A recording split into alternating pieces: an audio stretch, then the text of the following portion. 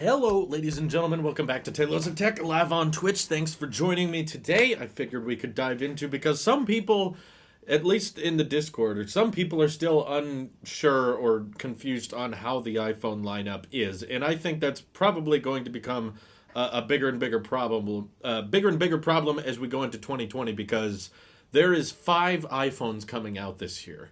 One is coming out probably next week. The iPhone SE, of course, which is basically just an updated internal version of the iPhone 8. But outside of that, come September, we're supposed to be getting 4 iPhones at one event, at one launch. That's never happened before. I mean, just think back in the days where we had iPhone 4. There was one size, maybe a couple storage options, but that was pretty much it. And now we're going into like 5 different models that come out in a single year. This says a lot about how complex the iPhone lineup is now, but it's also because there's just so many people buying iPhones. It makes sense to have so many different sizes. I mean, just look at how complex the iPad lineup is, and that's just one segment of their market, or the Mac lineup. You got all kinds of different Macs to choose from, and you've got the mobile ones, and you got the desktops, and you got the modular ones, and the all-in ones, and you've got the powerful ones that are mobile, and the light ones that are mobile. And now with iPhones, we're getting into the ones everyone buys, and we prioritize the things that people notice, and also the ones that go overkill for the tech community because we just care about little details and having the best possible specs, even though we don't really care that much about it.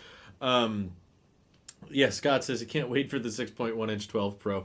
Personally, if I had to guess which one is going to sell the best, and I imagine most of you guys would agree with me, it's not going to be the Pros, obviously, because they're more expensive and they're going to prioritize things that most people don't care about. And I also think the 5.4-inch iPhone is going to be too small for a lot of people. So the 12 Max.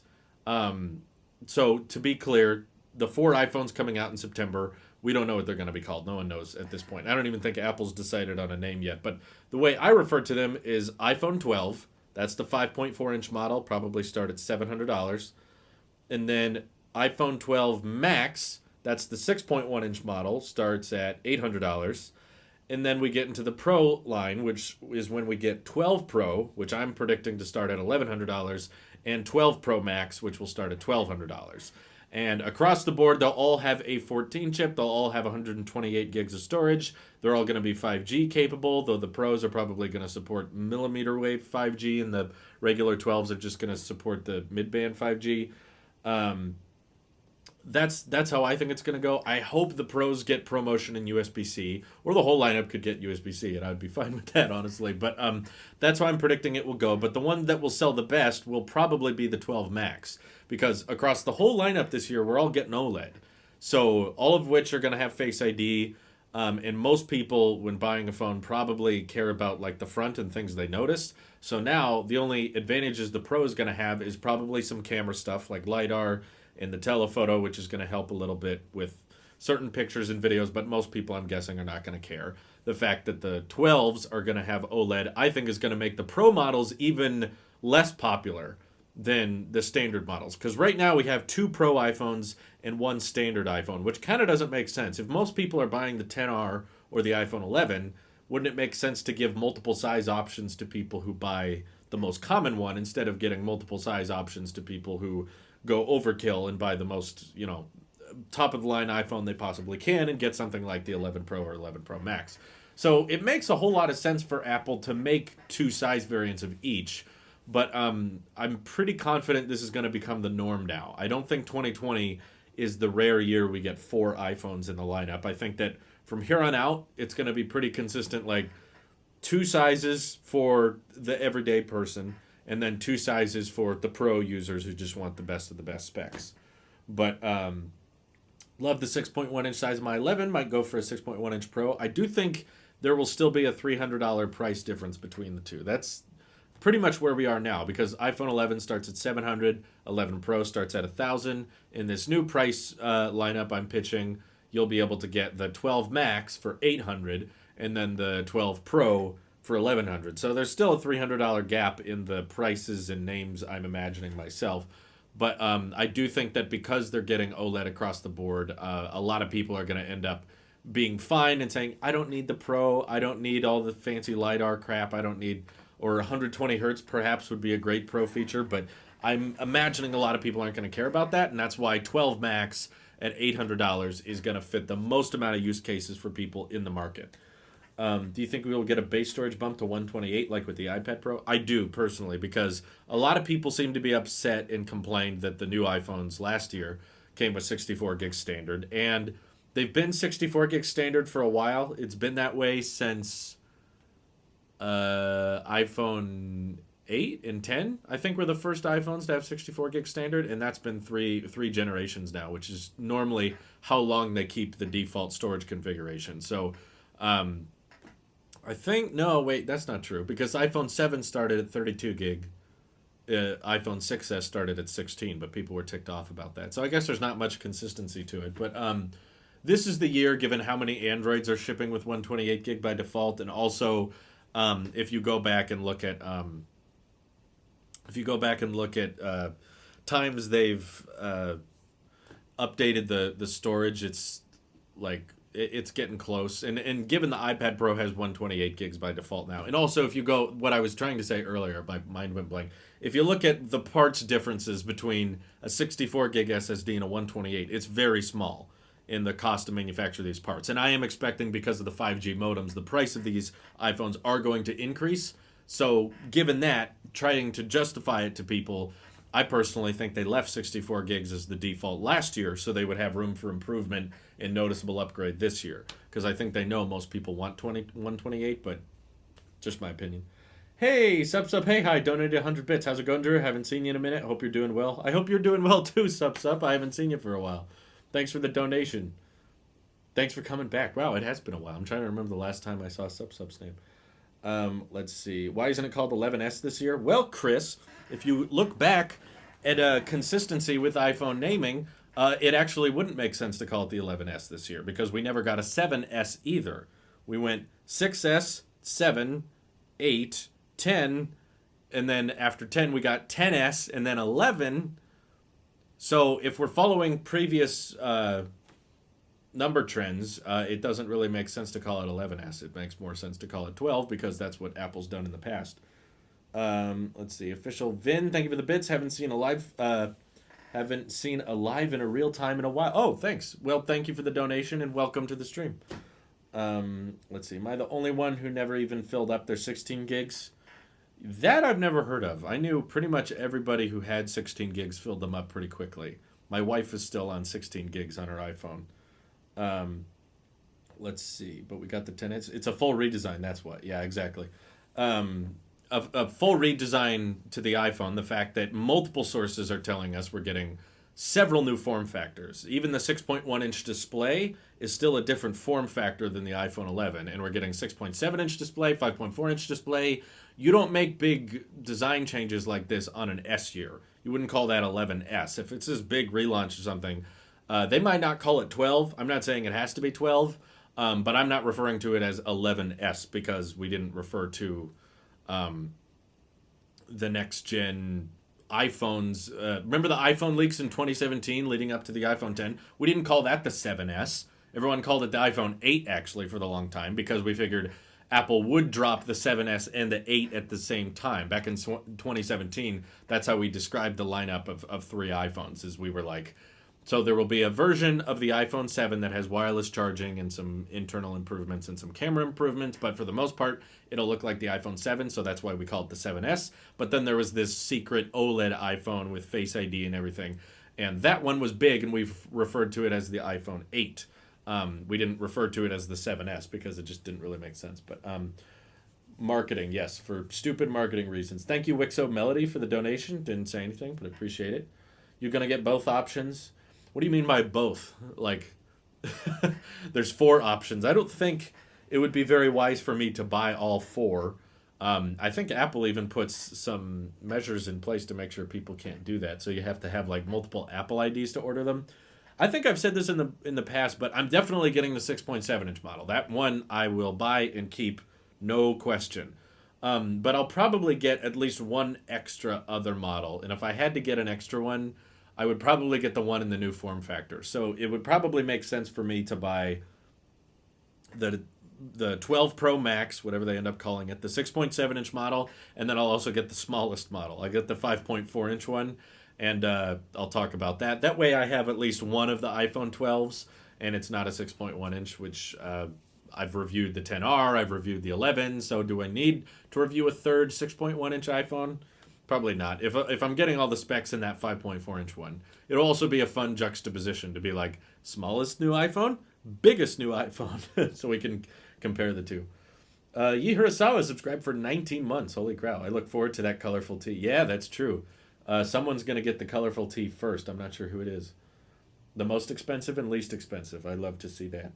Least expensive if we're not counting the iPhone SE, which is coming out anytime now. Didn't come out this week like I thought it would, so more than likely next week. But it's got to be dropping soon. Got to be dropping soon. I would want the 5.4-inch one, but I still want all the features of the Pro, so not sure how that is going to work out. Then again, it depends on my money situation is by then. That's the other thing. A lot of people don't know, including myself. I don't know the money situation I'm going to be in at that point. Hopefully it'll be okay. I don't have time to explain to every single person in the chat how to Twitch Prime sub, but Google it. It's fairly simple. It'll walk you through it. You should do a giveaway. I have done giveaways in the past, and they're fun, and I get why you want them, but it attracts a certain demographic of people that I didn't want around. So I'm not saying it's bad to do giveaways. It's just I'm very picky about how I accumulate my audience, and usually when you do giveaways, a bunch of people that don't really care about your content or anything you have to say start showing up, and now they just start asking for free stuff. So that's why I don't do them very much. When do you think Apple will announce the over-ear headphones? Probably Worldwide Developers Conference, given current leaks, but I don't know if I have complete faith in the leaks and rumors we're hearing about them thus far. It feels like there's more people talking about them than in the past, but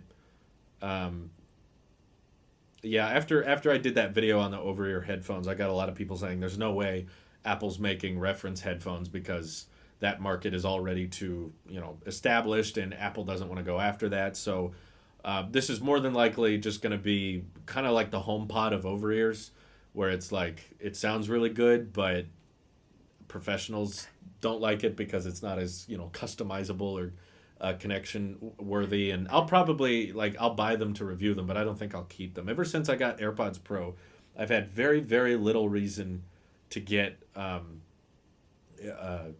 over ears of any kind. Because before, I've always loved AirPods. I even loved earpods before AirPods were a thing. I would try wireless headphones in the past, but I was never as comfortable or as I didn't love the audio quality as much as just the standard Apple earpods that came with my iPhone. I always thought those sounded amazing, so I always stick with those. And then I was just like, the only thing I wish they would change about the Apple earpods was if they were wireless, because I like wireless headphones, but they don't sound or work as easily as the earpods did. So I was like, if they made a wireless pair of earpods, I would buy that in a heartbeat. And then they did in 2016 when they unveiled AirPods, and I was instantly sold. As soon as I saw the unveiling, I remember actually I was at high school in a class watching the event because school sucked, right? The ironic part is what I was avoiding in class didn't end up mattering in my life, but the event I was watching did end up mattering in my life. Don't follow my example, kids. I'm a bad influence, but I was watching the unveiling, and as soon as they showed those AirPods come out of the charge case, I was instantly sold. I was like, I would spend $500 on those things. I don't care. I've always wanted them. I've been asking for them for years, and then they finally came out. The only reason after AirPods came out that I ever wanted over-ears for something was for noise cancellation. I was like, AirPods are great and all. They're not the best sound quality in the world, but they get the job done, and when I put them on, I don't even feel them. They're just there. But there were times where I wanted over-ears for the noise canceling, so I could block out audio, whether I was on a plane or I was in a situation that was noisy. I was like, okay, yeah, in those situations, I'd like to have over-ears, and I would try out some Bose occasionally as Surface headphones and things like that. But then now AirPods Pro came out, and the ANC on them is amazing. They're super portable.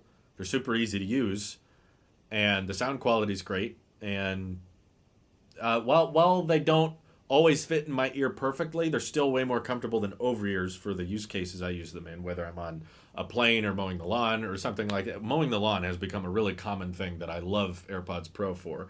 So since then, I'm like, I don't have a reason for over ears.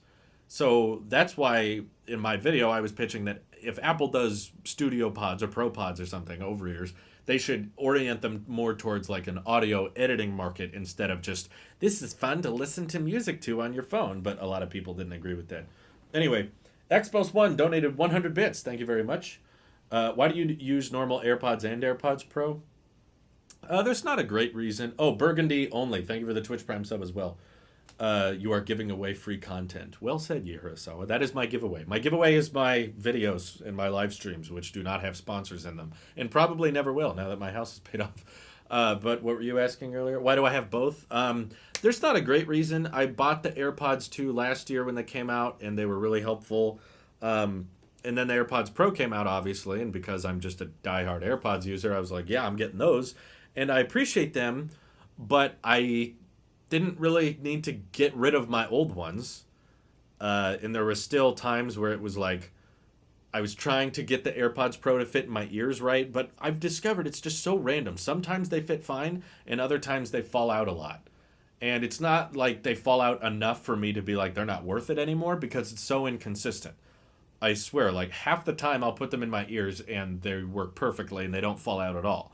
And the other half of the time, I need to be constantly touching them. And I think it depends on the temperature. I'm not entirely sure, but whenever I mow the lawn, the AirPods Pro stay in my ear perfectly, and I barely need to touch them, which is great. But when I'm doing like a podcast or something, I notice them falling out easier. So I think it's a temperature difference, or like the amount my ear sweat causes them to fall out. So occasionally, when it's one of those days and the AirPods Pros are falling out regularly, that's when it makes a little bit more sense to switch back to the old AirPods. And, you know, sometimes I got one pair charging and another pair. I'm like, I need to be able to listen to this video without bothering people around me, but I still want to be able to hear my surroundings. And I could do transparency mode, I guess, but sometimes it's like those are charging, so I'll just grab these. These are cheap and easy. It's like I could get by with just AirPods Pro. If I had to get rid of one, I would absolutely get rid of AirPods 2. It's just my wife already has a pair of AirPods, so it doesn't really, I don't really need to give them to her.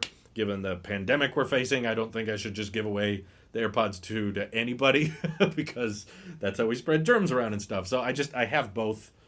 I don't have a great reason for keeping both. If my wife's AirPods break or she loses them or something, then I would just give her my AirPods 2, and I could live with AirPods Pro exclusively if I needed to. That'd be fine. When they fall out, is it only one specific side? No. No, it's usually one or the other. Usually not both at the same time. Let's see. If you were in high school wait, what are you asking? If you were in high school when high school, how old are you?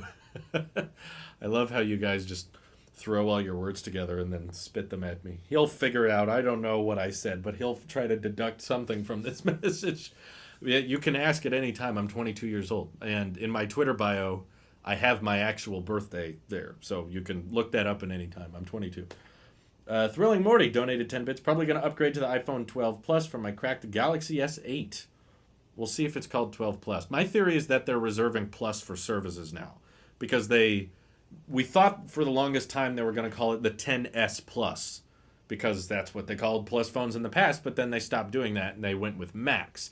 Even though the Max form factor is the exact same form factor as an iPhone 8 Plus, I think it's because they moved everything to Apple News Plus and Apple TV Plus, and they're like, okay, Plus is a services thing. When it comes to the hardware, we'll do Max.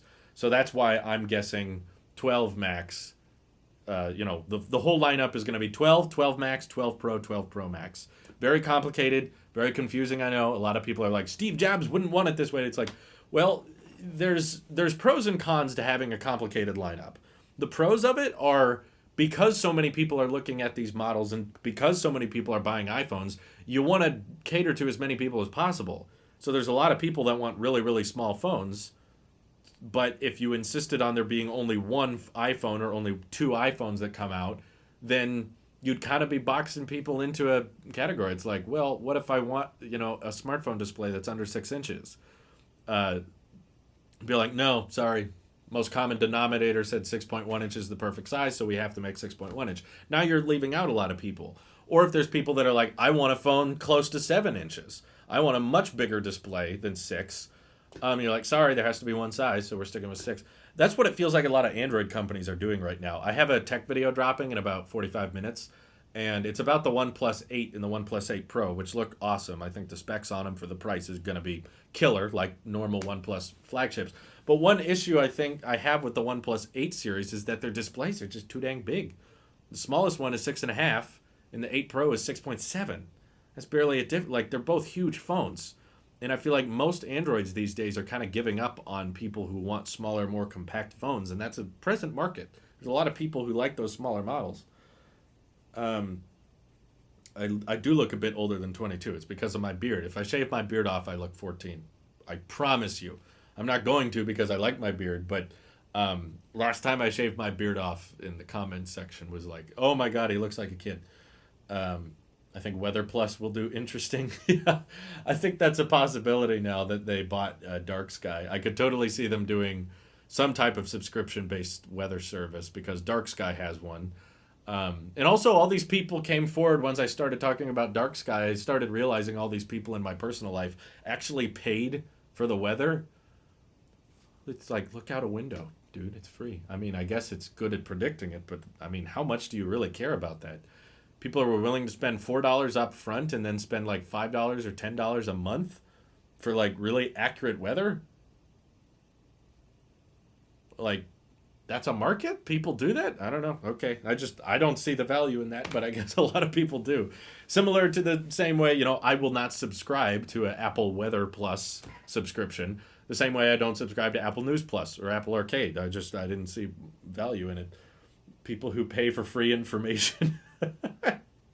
Stick your hand outside. You don't even need to stick your hand. Just look out the window. I mean, I got a big window ready. I could just... Yeah, it might rain later. But it's also like, yeah, the weather app on default iOS, it may not be very accurate with predicting the rain. But I've never been like so annoyed by that I needed to pay money so that it was more accurate. I've been like, hey, it said it was going to rain at 3. Oh, it didn't rain. I've never been like, dang it! Why didn't it rain? I thought it was going to rain. Okay, you know what? Who can I send my money to so that I can actually know when it's going to rain? And Dark Sky's like, we have the answer. Come, follow us. And I'm like, no thanks. I don't need that. Expos 1 saying, do you think the notch will be gone next year, or have you heard any rumors of it? There's been a rumor going around which is very fishy about the notch shrinking. I don't believe anybody who's reporting on iPhone leaks for next year, because the reason you should never trust anyone, I don't care who's reporting it. I don't care if it's Quo. I don't even care if it's CoinX, though that would probably hold some more weight to it. But even if it's Ming Chi Kuo, do not trust anyone who's talking about not this year's iPhones, but the following years, because Apple doesn't know what they're doing yet. Apple's like, they haven't even started mass production on this year's, let alone R&D for next year's. So there's nothing set in stone for the 2021 iPhone yet. Literally nothing. They could cancel half the features they're talking about right now, or add 50% of features we don't even know about right now. So they could do so much stuff in 2021 or 2022. It's stupid to try to predict that at this point. We can predict a lot of what they're going to do this year. But no, I wouldn't trust anyone. There were a couple people saying they're going to remove the notch in 2021, but I would not trust them because their logic was very, very flawed. The report they were giving was saying that Apple has patents for in-display fingerprint reader. So if they're doing that, they must be ditching Face ID, and if there's no Face ID, it must mean there's no notch. It was like a very, very baseless rumor. It was like just because they saw a patent for a fingerprint reader in the display, a bunch of people were like, oh, so the notch is going away. It's like, no, there's still a camera. There's still an earpiece. You're not getting rid of those when you get rid of Face ID. And also, we've had fingerprint reader in display rumors since long before the iPhone 10 even came out, and they didn't end up happening. So don't count on patents being leaks. 80% of patents don't even turn into actual things with Apple especially. In fact, if Apple has a patent for something, in my opinion, that almost decreases the likelihood of it happening. Just throughout history, I've seen them get so many patents on things that never come out. So I would not trust those. Though there is a rumor going around that claims to be from inside iOS 14 code, because everybody and their grandma has a version of iOS 14 at this point, and they're claiming that they have this icon that you've probably seen bouncing around with the iOS apps and the widgets on the home screen, as well as the little notch being a lot smaller. I have my doubts about it. For one, it's from a source that doesn't really have a solid track record. It would be different if CoinX came forward with this icon. It's not CoinX. It's someone who's definitely like an Apple employee, but they've never like super accurately predicted a product launched in the past and been like, this is what the new iPhones are going to be, and then they ended up being that. For the most part, this leaker, who I know, they've been in our Discord for a long time and have talked to them a couple times. Most of what they have is like R&D rejects, so I believe they're within Apple, but I don't know if I would trust them to guess what the next iPhone's going to look like and something like that. But they have a lot of like prototype models. They've tweeted out a lot of photos of like products that had features from future generations and older generations. So I remember them tweeting out like a photo of a ceramic Series 0 or a Series 3 with an ECG, or like an iPhone 6 with 6S hardware in it, or like they're weird stuff. So I would not count on the icons because they're not from proven sources, and I'm not saying they're wrong. I'm just saying we shouldn't take them as sacred. We should look at. There's a lot of leakers in the community right now that are not really proven. There's a lot of people that are coming forward with sources that have never really been sources before, which is why I'm skeptical. I'm not saying they're absolutely wrong. I'm just saying it's a little bit different when someone like CoinX tweets something versus these people that don't have super hardcore track records.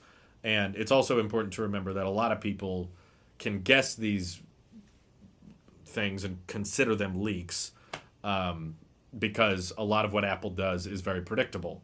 So when we get a LiDAR sensor on the iPad Pro, and then we draw up a concept of what the iPhone looks like with a LiDAR sensor, and then you tweet out a photo of that, it's pretty likely that that's what it's going to look like, but that doesn't make it a leak. So it means like you can fake a lot of leaks just by being a good predictor.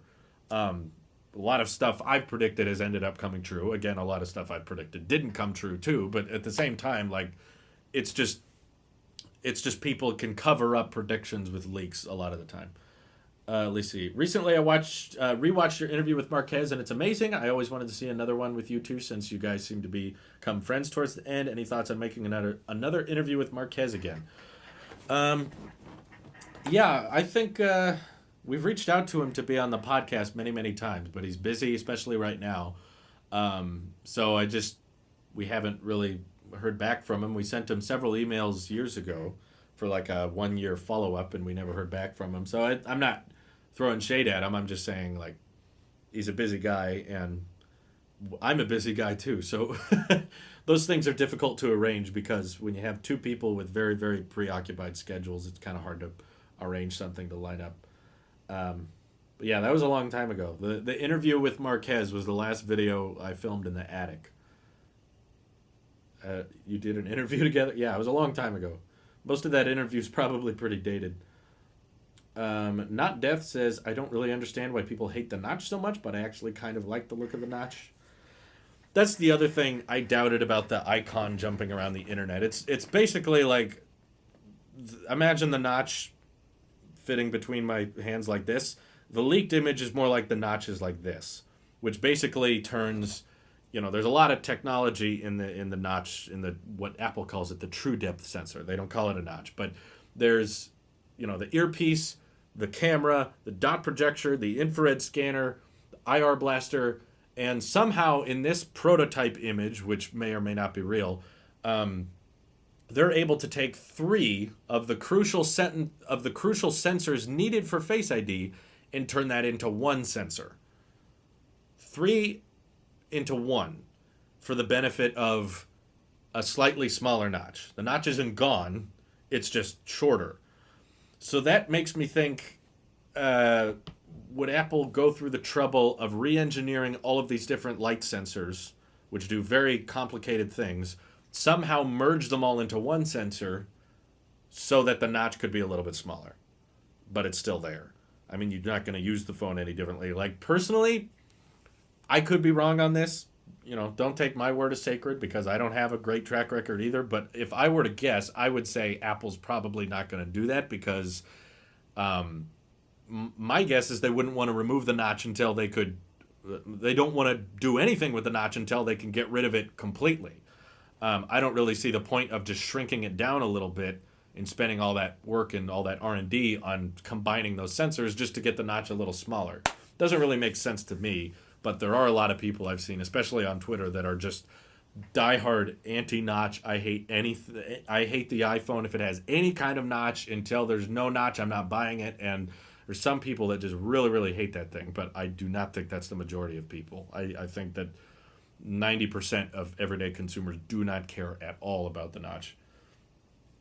CWABs donated 30 bits. I have a confession to make, a sort of like Quibi. I saw ads for that anywhere, but I don't have any idea what it is, and I don't plan to. It looks stupid. Let's see. Is there any chance it will be an under-screen fingerprint sensor so that the notch can be smaller? Not that it's been rumored or anything yet. I doubt it, but I have a biased history because I've been reading about the iPhone getting an in-display Touch ID since 2016. I've been reading about that, and it never ends up happening. So that's why whenever I hear someone suggest that's happening, or there's a rumor that it's happening, I'm like, yeah, doubt it. I think, personally, I like Face ID more. I think Face ID makes more sense, and I don't think even if they did incorporate Touch ID underneath the display, they would just ditch Face ID because of things like Animoji or things like attention awareness features. There's so many perks to having Face ID that I'd be very surprised if they just decided to ditch it in favor of a smaller notch. Because Apple has to know what people truly care about. They're not just reading YouTube comments and going on Twitter to look at, what do people want us to change about our phones? They have to be testing like everyday people and polling people internally. And I'm imagining that the majority of people who they poll are probably telling them that the notch is not that big a deal. If you go on YouTube comments or Unbox Therapy, yeah, I mean, sure, everyone's going to say, it's the same size notch. The notch is stupid. Who needs a notch? OnePlus doesn't have a notch. It's like, that's not their audience. They're just catering the everyday person. So my guess is that Touch ID is not coming back other than the iPhone SE, which is just, again, a refreshed iPhone 8, so it's not the same thing. But with future iPhone generations, I think they're just going to keep working on ironing out and perfecting Face ID. Because they've said themselves why Face ID is more secure and more, sophisticated. It just makes more sense. Let's see. No one cares about Animoji. Apple does. You can Apple cares about Animoji. Do we even need an earpiece? Just buy AirPods? Well, I mean, yeah. Stereo speakers are important. Yes, Apple's making phones for the masses, not for people on the internet. Well, a lot of people are on the internet, but yeah, I get what you mean. They're not for the tech. The tech community is a very small sliver of the market. Does Samsung's ultrasonic fingerprint sensor under the screen work for you? I know iPhone ones don't. It's okay.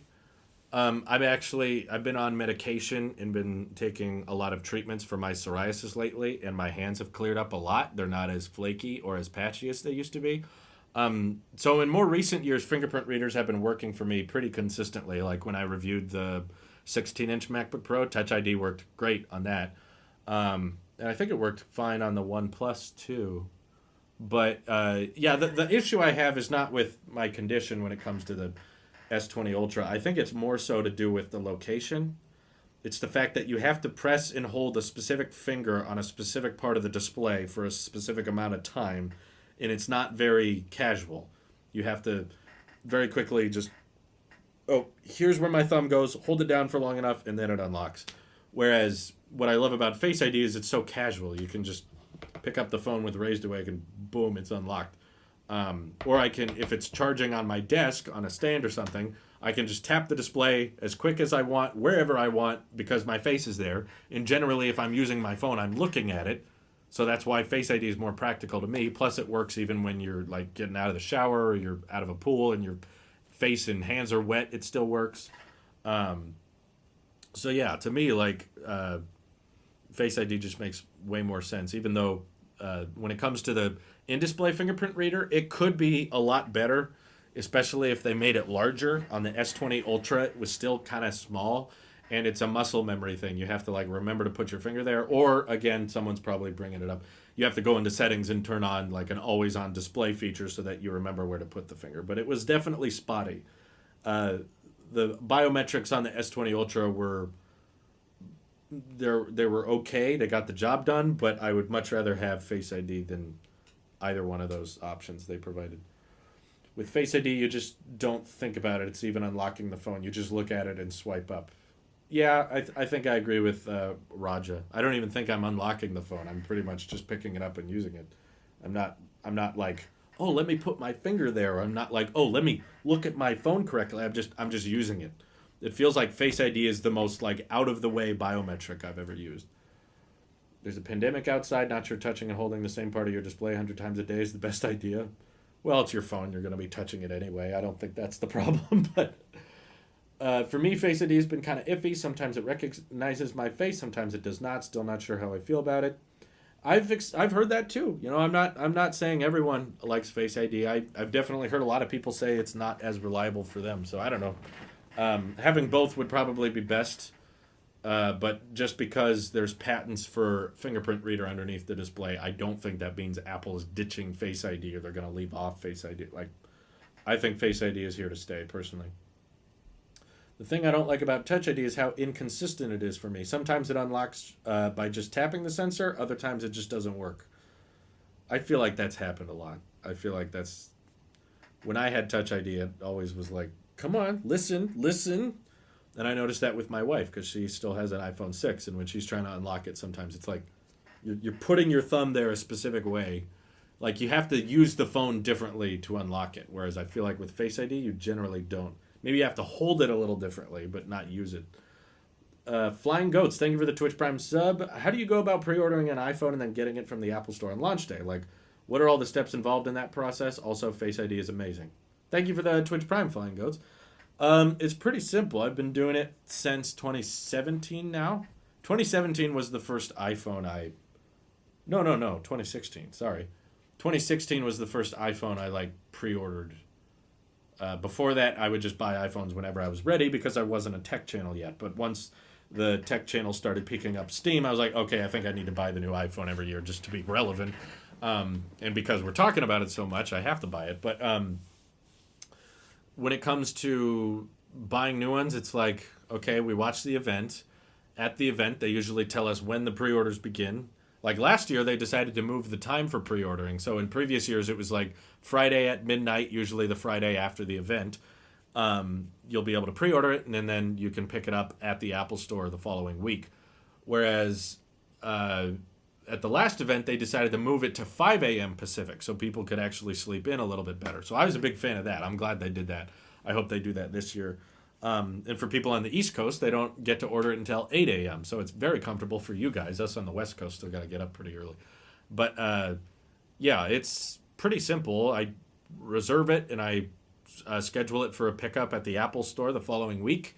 And then I go to the Apple Store that day, pretty early usually, and then we pick it up. Usually once the store opens, it only takes a couple of minutes and we're out of there. And then we come back home to unbox it. So that's usually how my process goes. It sounds like it might be a little bit different this year. If the iPhones end up getting delayed a couple months, maybe it won't be that fast a turnaround. But yeah, that's generally how it works. Presume Face ID is no better on the new iPads. Struggle a bit on my 2018 11-inch Pro, although love it on my 11 Pro Max. Really, that's interesting. I always have better Face ID success on the iPad than the phone because it works in any orientation, which I like. Okay, anyone else feel me, but Siri is downright unusable because she always says, oops, there's been an error, especially for my Apple Watch.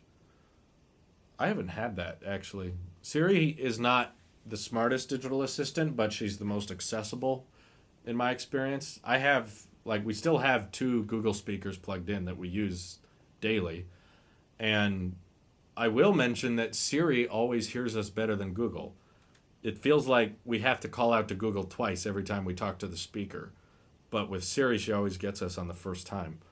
But yeah, I mean, like factual stuff, Siri isn't as good. But for like basic stuff, whether it's playing music or changing the lights or turning off the lights, I use her for that all the time. Siri's been not. I feel like all of the opinions of digital assistants are over exaggerated. Having used all of them, I have an Echo Dot with the Alexa and everything, and I've used the Google Assistant extensively with the smart speakers for years now, and of course used Siri since Siri's been a thing, and I feel like everybody exaggerates how good and how bad they are. They're all pretty dang close, to be honest with you. Siri is around. Siri is not as dumb as people say she is, and Google is not as smart as people say they is. I still think Google Assistant is probably the best because of just how much knowledge she has access to, or it has access to, or like how much stuff they're able to pull and how quickly they're able to answer and stuff like that. But overall, they're all pretty terrible. I mean, there's still a bunch of stuff I can ask Siri or Google and they won't know. And there's still like slow response times occasionally. Yeah, it's just all digital assistants suck to a certain extent. I just don't follow the internet. Always has this mentality whenever we talk about the HomePod or AirPods or something, or Android versus iOS, that Google Assistant is so much better. Siri sucks. Siri's unusable. I hate Siri. It's like, if you use it for like basic things, if you're like Googling things constantly and you're just asking random questions like, what's the closest planet to Earth? I just don't think of those things randomly. If I do think of those things, it's not that hard to just open the browser and look it up. I don't have to like Google 80 things a day that I need a speaker to call out to answer all my questions all the time. Most of the stuff I ask Siri for is like, change the lights, set a timer, play this song, or send this text, or call this person, and she does all that great. It's the basics, it's the factual stuff she's not great at, but I just don't use her for that very much. 12 bits, 10 bits from CWABs. People ask the Google Assistant, what is the 17th person to rule the Mozambique? And when Google gets it right and Siri doesn't, everyone thinks is Google is automatically better, even though nobody would ask that every day. Yeah, generally. How tall is the Empire State Building? Exactly. Not Death says, either series isn't great at only recognizing one voice, or my family have pretty similar voices because my two sisters and mom can all activate each other's Siri and can activate my dad's. Yeah, I mean, she's probably not that great at picking things up, or her sensitivity is turned way up. But Google Assistant, in my opinion, in my experience, really needs to turn up their sensitivity, because my wife pretty much, we listen to music when we're in the kitchen every day. That's where the Google Home Max is. And it feels like she has to call out to it twice every single time, honestly. Like, I'm not exaggerating. Like, 90% of the time she has to say Google, twice. Whereas Siri never has that problem. She picks us up every single time. This is what I mean by they all suck. They're all pretty terrible. I can't really use any of them for their advertised features. But yeah, when it comes to the basic stuff, Siri gets the job done, and she's on everything. She's on my watch, she's on my phone, she's on my Mac, she's on my TV. I don't use her on my TV or Mac hardly ever, but I just mean, like, compared to the Google Assistant, yeah, she's pretty accessible. I also love the raise to speak thing. The fact that you can just pick up the watch and start talking to it and activate stuff. Google Assistant doesn't have that. How do you get those iPhone boxes on the wall? Do you just glue them? No, it's the Force. I'm a Jedi. Lightning will reign supreme? I don't think so. Lightning needs to go. Let's see. Problem with Siri is that she doesn't search the web as a Google search. Yeah, Google has that advantage, I guess. My only problem with Siri is that she has a lot of problems switching between language. I'm German, and she always wants to understand German. Even I ask for English title or stuff like that. Oh, I didn't know you could switch back and forth like that. Siri's sensitivity also improved a lot on the iPhone. My iPhone 11 understands every Siri, even listening to music. My iPad Pro 10.5 inch absolutely never understands you. Well, that's good. I'm glad it's improving at least. Let's see. Someone asked earlier. Sponge David. I'm using my Blackmagic Pocket Cinema camera plugged into my Mac Mini to live stream with this, because I'm using an accessory called an Elgato, which is really nice. It can basically, as long as your camera has some type of HDMI output, which most cameras do, you plug in an HDMI cable to the camera, plug it into the Elgato, and then you plug in the Elgato to the Mac, and boom, now your DSLR is treated like a webcam. So my Mac Mini is just kind of accepting the Blackmagic as a webcam, and it does support 1080 at 60, so it's able to look like it does. And this is the same kind of camera I shoot my videos with, so that's how the quality stays the same. And I'm just streaming with OBS. It's a free program, but it's a pretty simple setup, to be honest. How do you feel about buying a HomePod in 2020? Get a deal on it. I would not recommend buying one new from anywhere. If you're buying a HomePod, there's some deals like get a certified refurbished one, or there are certain places that have them discounted for like under $200 I've seen. So the HomePod's great. It's a great speaker. It's not the smartest speaker, but I mean, if you care about Googling things all the time, I guess you do you. But if you just care about listening to music, in Siri, who is able to not do everything, but she's covers the basics, which for me, like the biggest, most important thing, that people act like isn't that big a deal, but in my opinion, it is a pretty big deal, is the registering of the voice, because that's how you interact with the device. When it's a smart speaker that doesn't have a display, how you communicate and how you use the device is completely voice-based. So the way that the device is able to hear you and respond to you is very, very important. So a lot of people are like, oh, okay, yeah, Siri hears you a little bit better, whatever. But Google knows how tall the Empire State Building is. It's like, okay, I never ask questions like that. And if I do, it's not that hard to just look it up on my phone or iPad. And when it comes to responding, like having a digital assistant that knows when to respond to you versus one that you have to call out to twice, like let's say the Google Assistant has a 30% misfire when you call out to it. 30% of the time, Google doesn't hear you when you call out to it, and let's say Siri has like 5%. In my experience, I know it's different for everyone, but for me, that's how it is. When I call out to Siri, it works 95% of the time. When I call out to Google, it works 70% of the time. Okay, imagine a touch screen on your phone that didn't work 30% of the time, right? That would annoy the crap out of you. If it was like 30% of touches are just not going to register when you're using this. Wouldn't that be annoying? That's why I think being able to register when you call out to it is kind of an important feature. So I would give credit to the HomePod for that, but I agree that it's probably way overkill for what most people need. Most situations don't require a speaker as powerful and as loud or as high quality as a HomePod. It's very expensive, more expensive than most people are willing to pay for a speaker, which is why the most popular smart speakers are things like the Google Home Mini and the Echo Dot. They sound like garbage, but they get the job done, and it's a techie product, so people just like buying them for Christmas gifts or, little... It's a fun little tech product people like buying, and you can talk to it, so...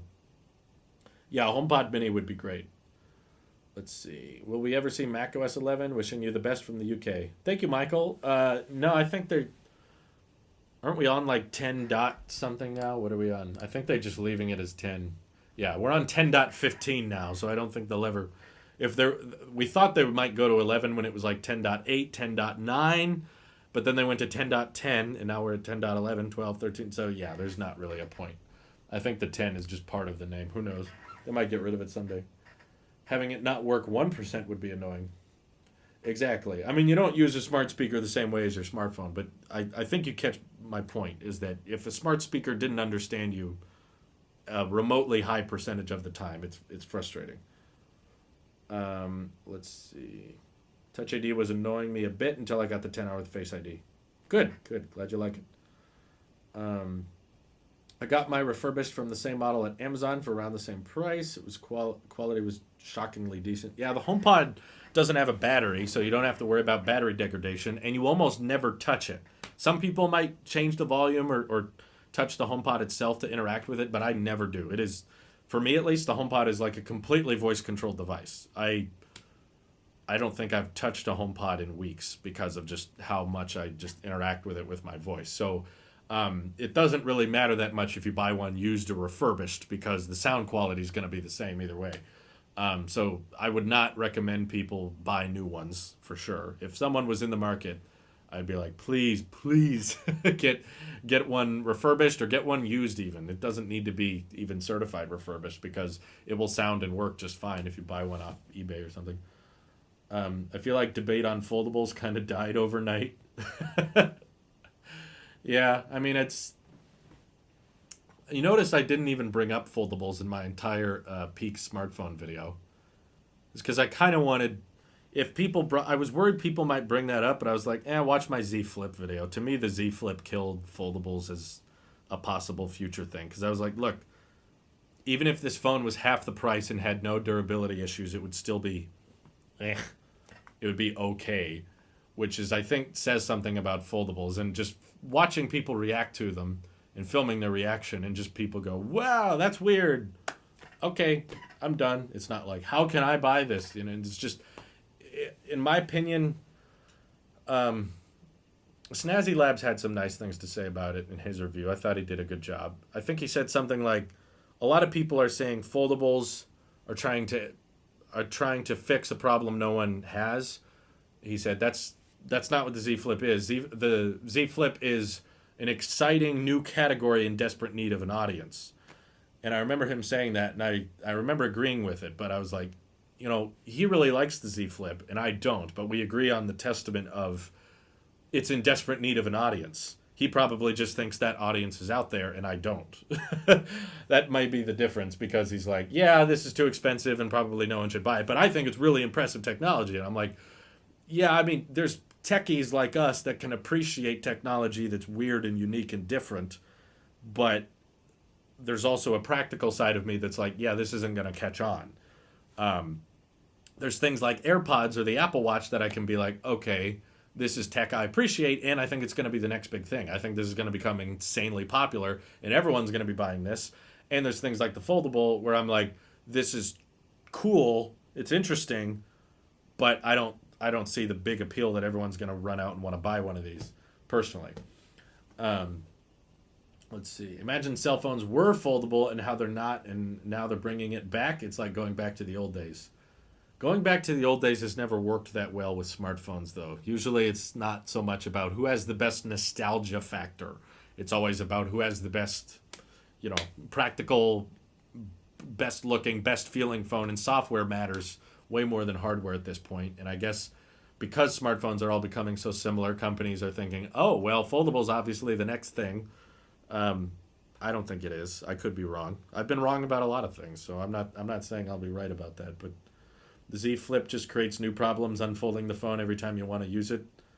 Well, yeah, now people are like, well, now I have to unfold it, so we have to put a display on the outside of the phone, which increases the price, and you can't do very much on the outside display compared to a normal phone, which has only one display. So my point is, even if you find a way to make foldables cheaper and cheaper and cheaper, by that time, good non-foldable phones will even get cheaper and cheaper and cheaper at the same rate or faster, because people are actually buying into this, and I feel like people aren't buying into foldables.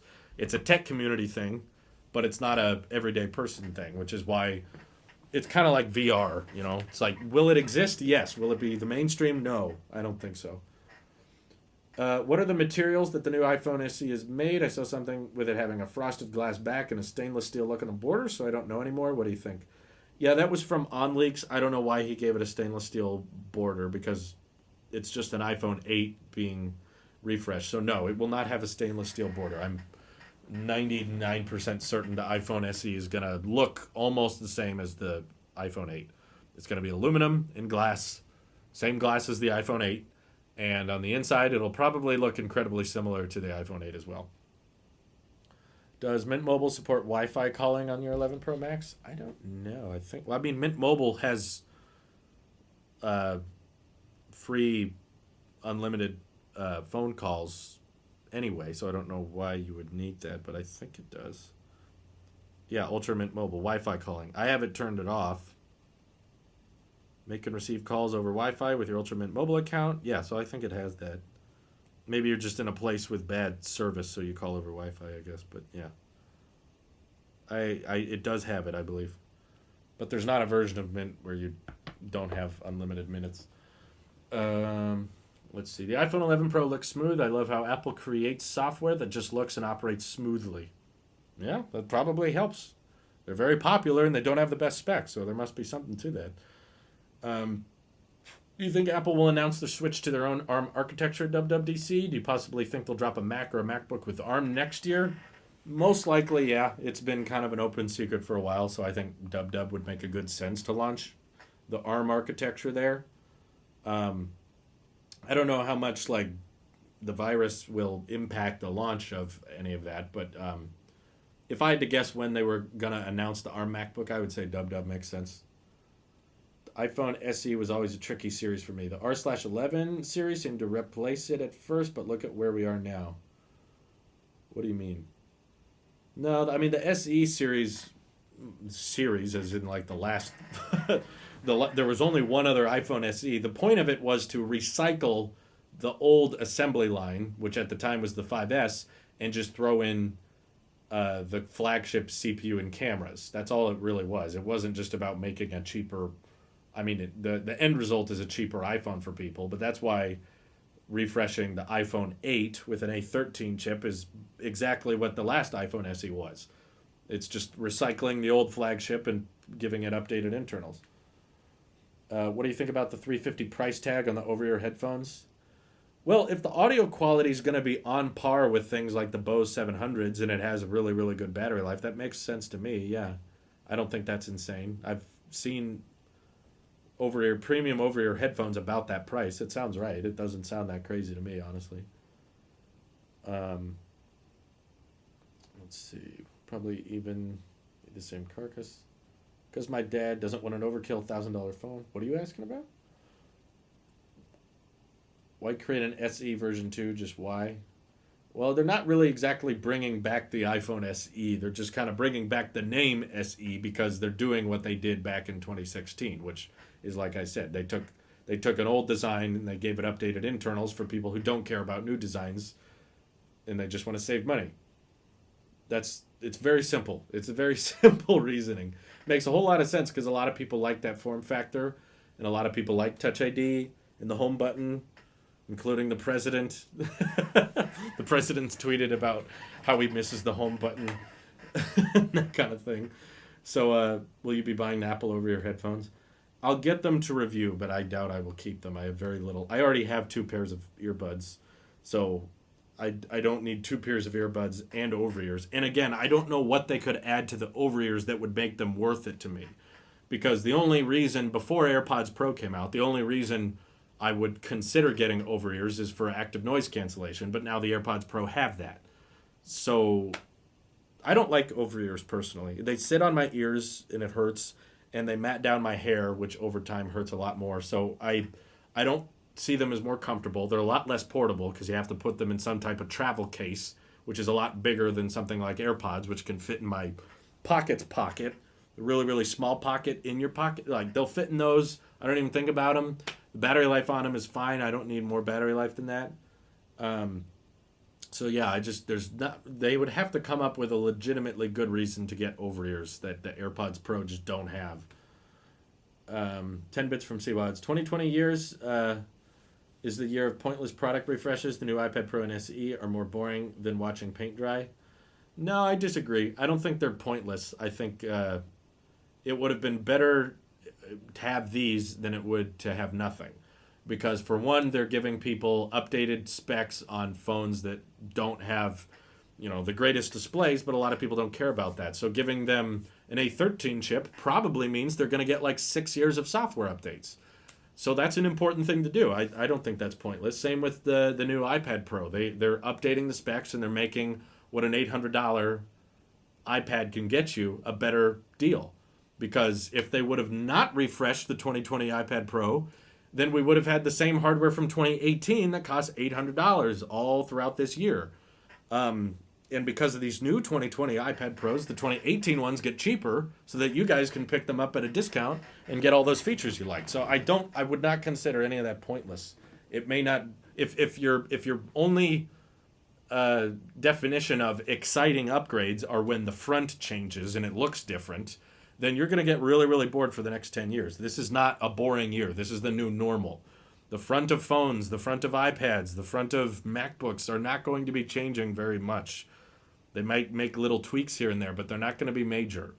So if you think If you think now's boring, you might want to leave the tech community because this is about what it's gonna be for the next 10 years.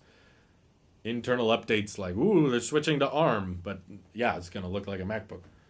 The over ears seem great and all, but it seems like people will ridicule Apple for making overpriced headphones while mentioning the crappy $20 ones they use. Well, that's going to happen no matter what, so there's no point in Apple not releasing something because they'll get ridiculed by it. When do you think the SE will be announced? Probably not Thursday or Friday. Most of the website refreshes happen Monday, Tuesday, or Wednesday. So, given it wasn't this week, they're not going to drop them this late in the evening. It's probably going to be either Monday, Tuesday, or Wednesday next week. That's what I'm guessing.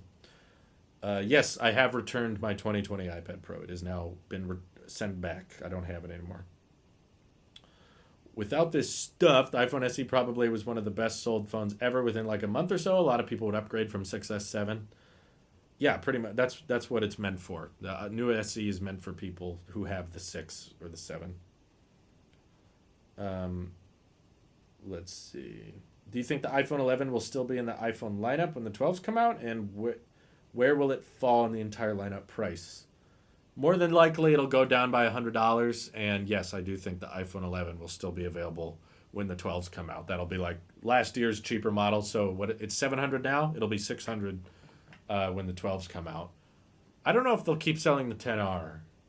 That might get too cheap, given it's $600 now. Would they make it 500? Maybe. They might make it 500. But that's pretty dang close to the SE. At that point, it would make very little sense to have the SE. It might make more sense to remove the 10R, but I think the 11 is definitely staying. Yeah. Foldables were overhyped from the start, and the Z Flip underwhelmed people so much that foldables flatlined. Well, I think just expensive phones in general are going to flatline for a while because there's just little reason for people to upgrade anymore. And it's not because the new phones aren't good, it's just because the old phones aren't that bad. The older phones people are rocking these days are fine. They don't need to upgrade them. It's like we said recently. It was what is it saying? Techies want to buy new phones for innovative features, and everybody else buys new phones when they're frustrated. It's like innovation versus frustration. Everyday people will keep their phone until it frustrates them enough that they need to upgrade. So as phones get better and better, you get to the point where it's harder and harder to get frustrated, so there's less and less reason to upgrade. Because if their 2016 iPhone 7 is still working and taking pictures and the battery's okay and they're living with it and it's fine, they're not going to go out and buy a new phone just because it has thinner bezels. It's not a good enough reason. Why would someone buy a 12 instead of an 11 if they keep the 11? Because the 12 has a new CPU. It has more modem options. It'll be an OLED display. It'll look a lot different. Do you think no one cares about the differences between OLED and LCD? One's newer. Well, I mean, that logic is flawed, as in, like, why would anyone buy an iPhone 11 if you can buy an iPhone 10R for $100 cheaper? Yet they're still selling the 10R. So there's more differences between the 11 and the 12 than the 11 and the 10R, but they kept those. How long do you think an iPhone 11 Pro will last for?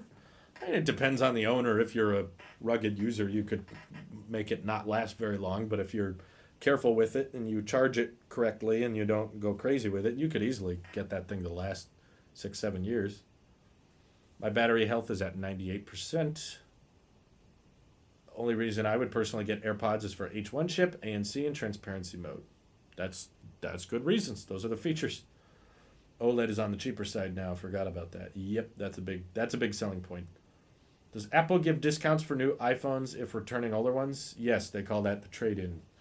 I did that with my 11 Pro. I traded in my 10s Max and got, I think, like $600 off this. So that brought it down to like $500, and then I had a few gift cards I used, and I ended up paying like $300 for this thing, which is cool. I still doubt that all iPhones in 2020 will get OLED. Well, the SE is not getting OLED, but the September ones are rumored to, and that's from Ming-Chi Kuo, who's got a really consistent track record with guessing not just display sizes, but also guessing the display materials. Ming-Chi Kuo was the same guy who said that there would be, like, before the 2018 iPhones come out, he said there would be 5.8 inch OLED. There would be a 6.1 inch LCD iPhone with aluminum edges and a 6.5 inch OLED iPhone. And he was exactly right, and that was like a year in advance. And he also told everybody about the 5.8 inch OLED iPhone a year before the iPhone 10 came out. So he has a really, really solid track record with guessing how the displays are going to be size wise and material wise, which is why most people are trusting him. Obviously, nothing is confirmed until the event actually takes place, but I would trust him given his extended back record. I meant, like, how long do you think Apple will support the 11 Pro? Probably 6 years. That's how long they supported the 5S, and that had a solid CPU. And these have even stronger CPUs than that, so I don't see why they couldn't make it last 6 years. I charge with my iPad charger, and my battery's degrading faster. Yep, that's what happens when you charge faster. It degrades faster. I got some other projects to work on, but tech video should be dropping in like 1 minute, so stay tuned for that. It'll be on the OnePlus phones. But thank you guys for your Twitch Primes and your donations, and appreciate you being here today. And enjoy the new tech vid. Should be dropping in like now. See you soon. Take care. Bye-bye.